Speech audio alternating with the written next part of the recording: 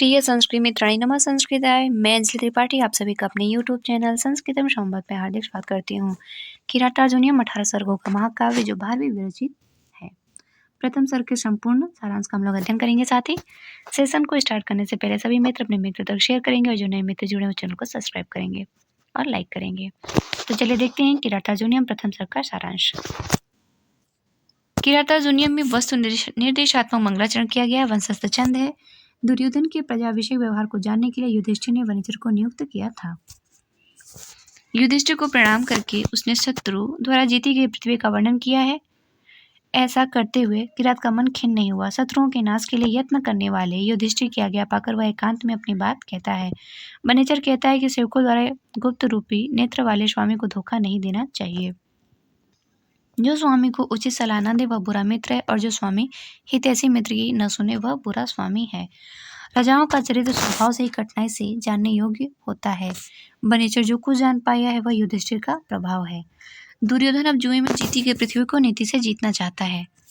दुर्योधन जो छल पूर्वक पृथ्वी को जीतता है अब उसे नीति के मार्ग से जीतना चाहता है क्योंकि उसे अब भय है। युधिष्ठिर को जीतने के लिए दुर्योधन अपने गुणों से यश का विस्तार करता है। दुर्योधन अपने 6 शत्रुओं काम, क्रोध, लोभ, मोह, मद, मात्सर्य पर विजय प्राप्त कर लिया है। दुर्योधन सेवकों से मित्र जैसा, मित्रों से भाइयों जैसा और भाई बंधुओं को शासक मानकर व्यवहार करता है। दुर्योधन का मधुर वचन दान के बिना नहीं होता, दान आदर सत्कार को छोड़कर नहीं होता और विशेष आदर गुणों के अनुराग के बिना नहीं होता। जितेंद्रिय दुर्योधन अपने कर्तव्य मानकर धर्म विप्लव को दंड से रोकता है, अन्य कारण से नहीं। राजाओं के उपहार स्वरूप प्राप्त हाथियों के मद जल से दुर्योधन का आंगन गीलेपन को प्राप्त है। कुरुदेश के निवासी कृषि के लिए वर्षा जल पर निर्भर नहीं रहते हैं। कुरु प्रदेश की कृषि अदेवमात्रिक है। जहाँ पे वो देवमात्रिक कृषि करते थे कुरुदेश के निवासी, दुर्योधन ने अच्छी व्यवस्था करा दी, जलाशय, नलकूप वगैरह लगवा दिए, जिससे वह अब वर्षा के जल पर निर्भर न होकर अदेवमात्रिक हो गए हैं। जब भी कृषि करना होता है तो उनके लिए पानी की व्यवस्था बराबर रहती है। दुर्योधन की कुबेर सदृश गुणों से द्रवित पृथ्वी स्वयं धन रूपी दुग्ध देती है। दुर्योधन के धनुर्धर लोग मान रूपी धन वाले, धन से सम्मानित और युद्ध में यश पाने वाले हैं।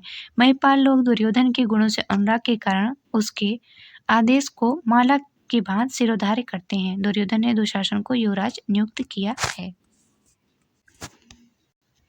वनिचर प्रथम सर्ग के 25वें श्लोक तक का वक्ता है और उसके चले जाने पर युधिष्ठिर द्रौपदी की आवास में प्रवेश करते हैं। बुरी मनोव्यथाएं द्रौपदी को बोलने के लिए उद्यत करती हैं। द्रौपदी कहती कि युधिष्ठिर ने मदस्रावी हाथी के समान पृथ्वी को माला की तरह अपने हाथ से ही त्याग दिया।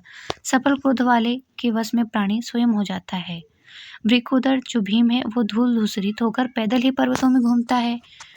ये सब कुछ युधिष्ठिर से द्रौपदी उलाहना करती हैं। कहती हैं कि आप इस तरह के हो गए कि आपके कारण ही सब कुछ, सारी दुर्दशाएं जो हो रही हैं सब आपके ही कारण हो रही हैं।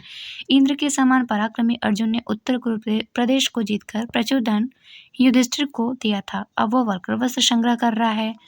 नकुल और सहदेव का शरीर वन में सोने के कारण कठोर हो गया है और दोनों जुड़वे हाथियों के समान हैं। कहती हैं कि जो दोनों नकुल सहदेव युगल भ्राता हैं, जिनके शरीर हाथियों के समान हैं, विशाल हैं, वह शरीर अब भूमि पे सोने के कारण कठोर हो गई हैं। युधिष्ठिर कुश वाली भूमि पर सोकर श्रीगाली शेरनियों के शब्दों से निद्रा का परित्याग करते हैं। जहाँ पे वो वेद मंत्रों से, शंखों से उठते थे, अब वो श्रीगाली और शेरनियों के शब्दों को सुनकर उठते हैं। जंगल में यही सब होगा तो उसी की आवाज़ से सुनेंगे और ये सब युधिष्ठिर के ही कारण हुआ। सब द्रौपदी उनको उलाहना देते हुए कहती हैं।